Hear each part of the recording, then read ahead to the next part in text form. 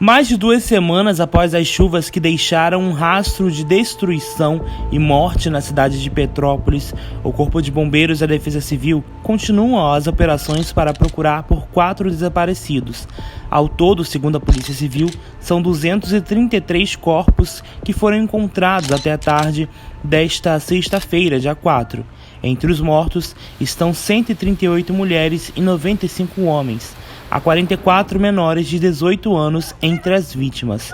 As buscas continuam no Morro da Oficina, local mais danificado pelas chuvas, e no Rio Quitandinha. As famílias atingidas pelo desastre receberão um fundo de garantia de tempo de serviço FGTS por calamidade. Foi liberado pela Caixa para os moradores de Petrópolis.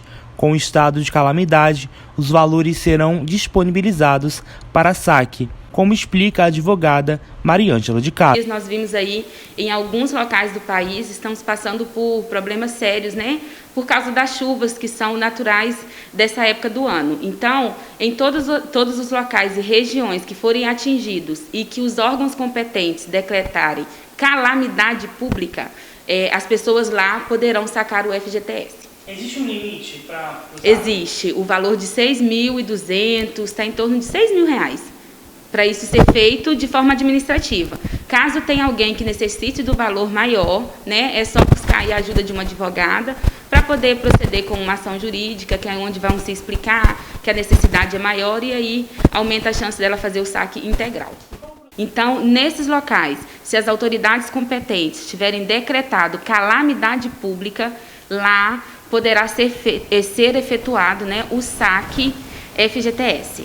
É só eles se dirigirem à Caixa, através do aplicativo, acredito que eles também consigam, ou então acessem o fgts.gov.br.